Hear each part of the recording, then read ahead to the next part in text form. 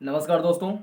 Food and agriculture organisation जो कि UN की एक संस्था है, जिसका हिंदी में अनुवाद बोलें तो खाद्य और कृषि संगठन, उसने एक रिपोर्ट में बताया है कि भारत में 190 मिलियन पीपल जो हैं वो अल्प पोषित के शिकार हैं।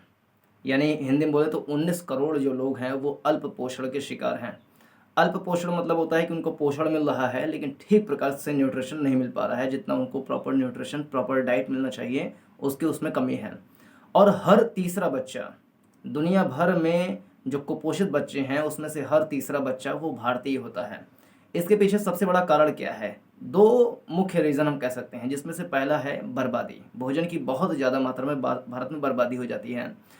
जितने भी खाद्यान्न के उत्पादन होता है उसमें से 40% ऑफ खाद्यान्न वो बर्बाद हो जाते हैं, और वो विभिन्न विभिन्न चरणों में बर्बाद होते हैं और बहुत ज़्यादा आर्थिक रूप से नुकसान होता है।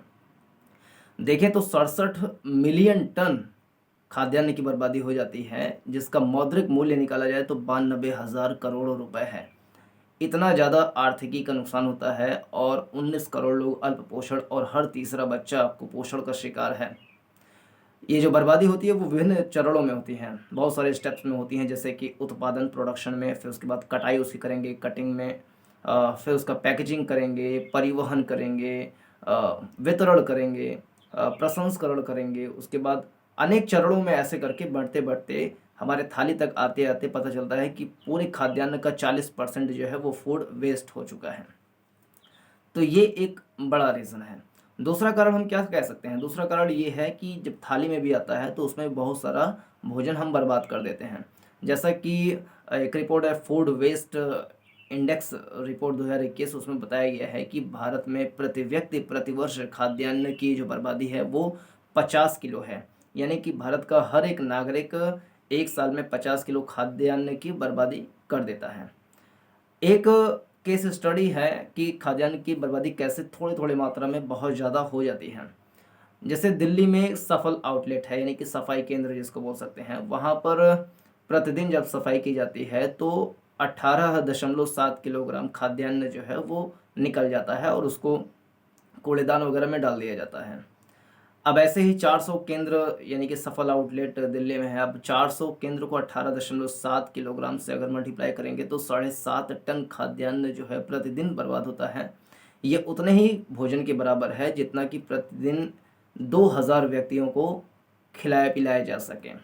तो 2000 लोगों को खाना जो है सिर्फ सफाई के चरण में खराब हो जाता है। तो ये तो एक एग्जांपल है, ऐसे ही बहुत सारे एग्जांपल हो सकते हैं जहाँ पर भोजन बर्बाद हो जाते हैं। एग्जांपल के रूप में फूड कॉरपोरेशन ऑफ इंडिया या भारत में स्टोरेज की क्षमता का उतना ज़्यादा मजबूत नहीं है, उतना ज़्यादा इंफ्रास्ट्रक्चर नहीं है, जिसके कारण से करीब 65 लाख टन, यानी कि 6.5 मिलियन टन बर्बाद हो जाते हैं भोजन।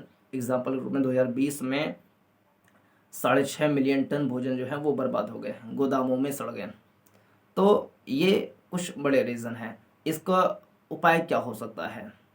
उपाय पहला तो ये हो सकता है कि जागरूकता, भोजन के प्रति संवेदनशीलता, और उसका सही प्रकार से वितरण कैसे किया जा सके, कोल्ड स्टोरेज की संख्या बढ़ाई जाए, इंफ्रास्ट्रक्चर मजबूत किया जाए। इसके अलावा एक ये उपाय हो सकता है कि जो चावल और गेहूं की फसलें हैं उसका उत्पादन धीरे धीरे कम किया जाए, और जो वाणिज्यिक फसलें हैं उसका उत्पादन धीरे धीरे बढ़ाया जाए। क्योंकि ये फसलें जो होती हैं वो, जैसे गेहूं, चावल या गन्ना, इसमें पानी की मात्रा भी ज़्यादा लगती है, तो इनका उत्पादन धीरे धीरे कम करके जो पैसे देने वाले उत्पादन हो सकते हैं, उत्पाद हो सकते हैं, प्रोड्यूस, उसका उत्पादन बढ़ाया जाए ताकि किसानों की आमदनी भी दोगुनी हो। जैसे कि 2022 तक प्रधानमंत्री जी का लक्ष्य है कि किसानों की आमदनी दोगुनी करनी है।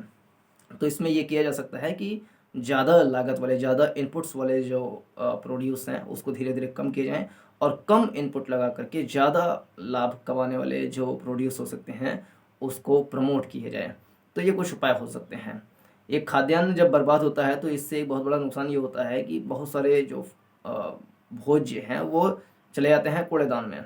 तो वो उसमें सड़ते हैं, धीरे धीरे सड़ करके क्या होता है उसमें मीथेन गैस निकलता है, जो कि एक ग्रीन हाउस गैस है। तो मीथेन गैस एनवायरनमेंट में फैलता है, तो इससे भी एनवायरमेंटल प्रॉब्लम या वायु प्रदूषण की समस्या भी पैदा होती है। तो ये था खाद्य अपव्यय, यानी कि फूड वेस्टेज के बारे में कुछ बातें जो कि फूड एंड एग्रीकल्चर ऑर्गेनाइजेशन ने इसके बारे में बताया, एक रिपोर्ट निकाला। तो इसमें इतना ही। पूरा देखने के लिए धन्यवाद। चैनल को सब्सक्राइब कर लीजिए तुरंत, वीडियो को लाइक कीजिए, अपने साथियों के साथ शेयर कीजिए। नमस्कार, जय हिंद।